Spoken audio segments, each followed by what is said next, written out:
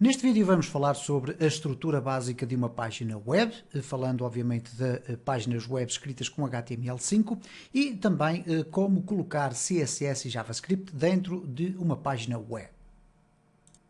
Uma das características fundamentais desta playlist que vocês irão ter a ocasião de verificar é que nós vamos produzir código e vamos fazê-lo de uma forma relativamente rápida, sem perdermos muito tempo e sem parar muito tempo a explicar determinados detalhes que na maior parte dos casos poderão ser já detalhes relativamente básicos. Então, neste vídeo vamos começar aqui a desbravar terreno. Em primeiro lugar, aquilo que eu acho que deve ser feito quando vocês criam inicialmente as condições para poder desenvolver os vossos projetos web, é criar condições no vosso ambiente de trabalho, por exemplo, para vocês conseguirem aceder aos vossos recursos de uma forma muito rápida. Neste caso, como é óbvio, ter os ícones das aplicações que vocês usam com maior frequência é fundamental e nós já temos aqui a esmagadora maioria deles.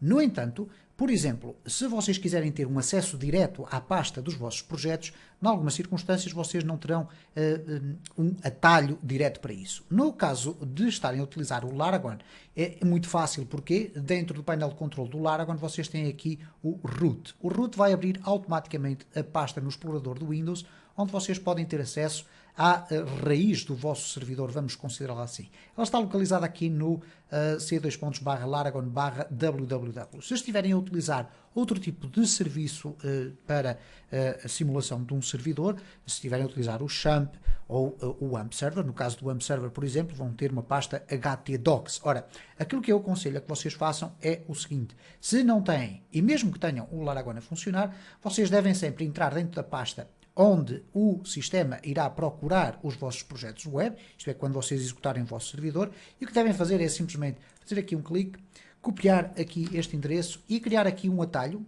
clique com o botão direito do mouse, novo atalho, e colocar aqui o nome do atalho, ok? Seguinte, esta no meu caso vai ser a pasta www, eu vou pôr inclusive aqui com letras maiúsculas, e reparem, não é uma pasta no ambiente de trabalho, mas sim uma pasta que me permite aceder rapidamente à minha pasta dos projetos. E isto é extremamente importante, porque se nós tivermos que tratar imagens, copiar imagens, eliminar ficheiros, acrescentar ficheiros, duplicar, etc., é um mecanismo muito mais rápido de o fazer.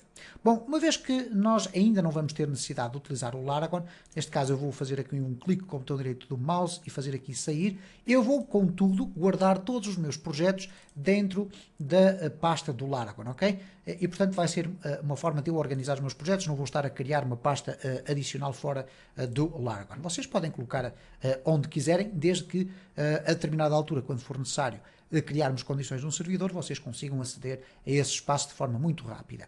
Bom, vamos aqui abrir o nosso Visual Studio. No Visual Studio, habitualmente, o que é que nós fazemos para trabalhar com um determinado projeto web? Nós criamos uma pasta e é essa pasta que nós vamos abrir aqui através do Open Folder. Ora, neste momento nós não temos aqui nenhuma pasta e eu vou então fazer o seguinte. Eu vou aqui abrir neste espaço e vou criar aqui a minha primeira pasta, que será o projeto 1, ok? Vamos chamar-lhe assim projeto 1, 2, 3, por aí fora. E vamos fazer aqui até com um underscore, ok? Muito bem, o que eu vou fazer agora aqui dentro do Visual Studio é abrir aqui o folder. Se vocês não virem aqui esta barra, poderá ser que estejam aqui com alguma destas opções ativas. Vão clicar na primeira, ok? E vão aqui fazer o Open Folder. Ou podem alternativamente fazer aqui File e também fazer aqui Open Folder. Uma das propostas que eu vos faço e que eu acho que é extremamente importante é ativar aqui a função do autosave.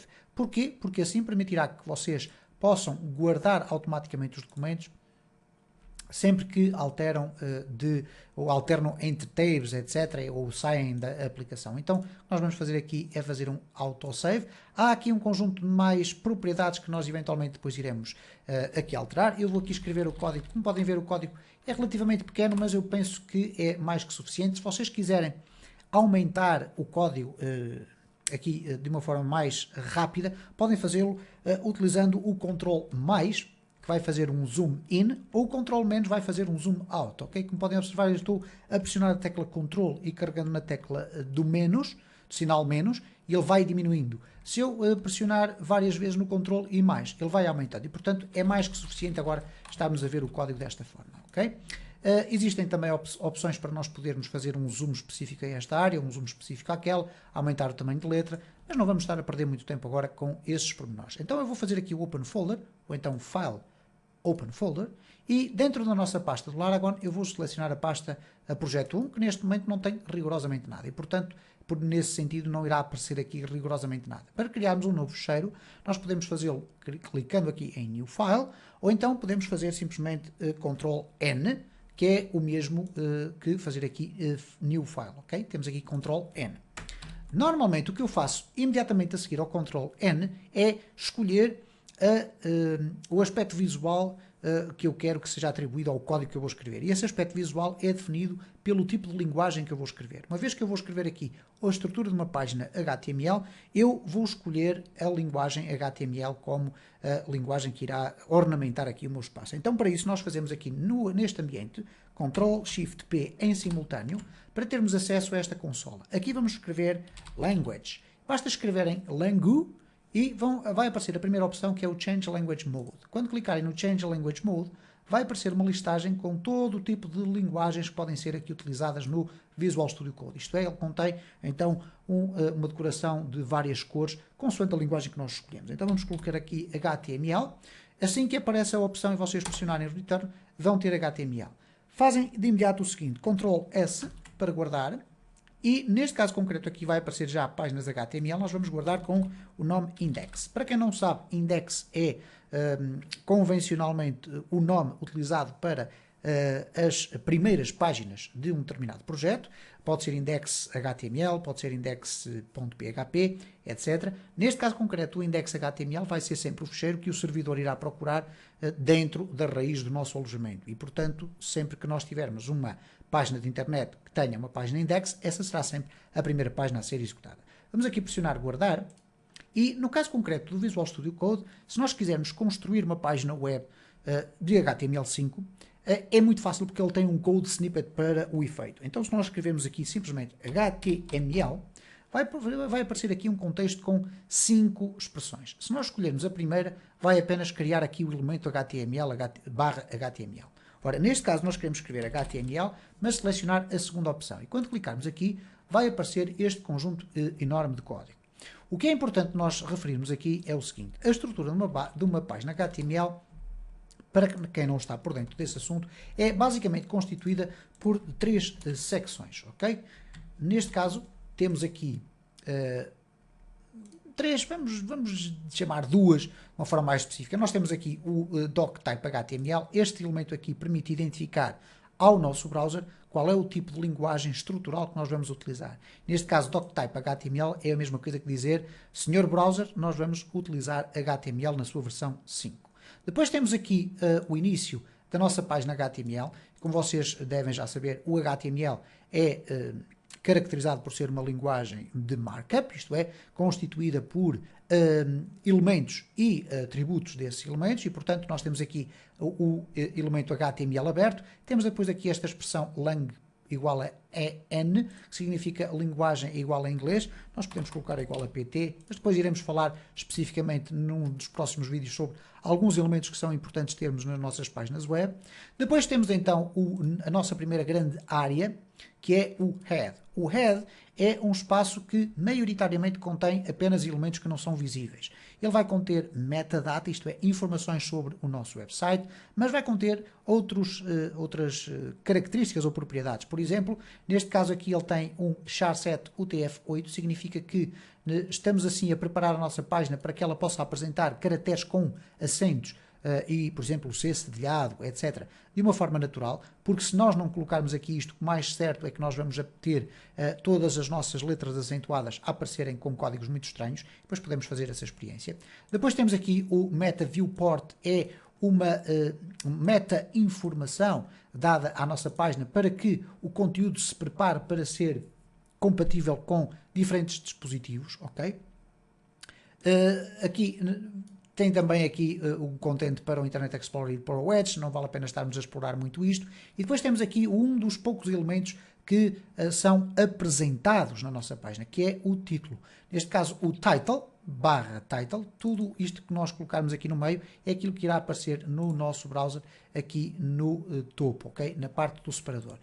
Paralelamente a isso, iremos ter a oportunidade de ver nos próximos vídeos como é que nós podemos acrescentar um favicon. O que é um favicon? É o íconezinho que vai aparecer aqui no cantinho da nossa página e que pode inclusive depois, quando nós associamos isso à barra dos favoritos, ser o ícone que fica lá a ser ilustrado. E vamos ver como é que nós acrescentamos isso de uma forma muito simples. Depois temos então a outra parte, que é a parte do body. A parte do body é onde nós vamos construir a estrutura visível da nossa página, ok? Onde vamos ter os elementos todos com a nossa estrutura. Bom, eu referi aqui que iríamos construir aqui uma página muito simples. Eu aqui só vou colocar um parágrafo, ok? Neste caso, para colocarem o parágrafo, a forma mais fácil de o fazer é simplesmente colocar em P e pressionar a tecla Tab, ok? E ele automaticamente coloca a abertura e o fecho do parágrafo. Então este é um parágrafo. Em alguns casos eu não vou estar a escrever muito código, vou fazer copy-paste, ok? Não é o caso concreto daqui, mas eu quero vos mostrar aqui muito rapidamente onde é que nós colocamos JavaScript e CSS. Normalmente, e estamos a falar em circunstâncias normais, normalmente, quer os ficheiros de CSS, quer os ficheiros de JavaScript são externos à nossa página HTML.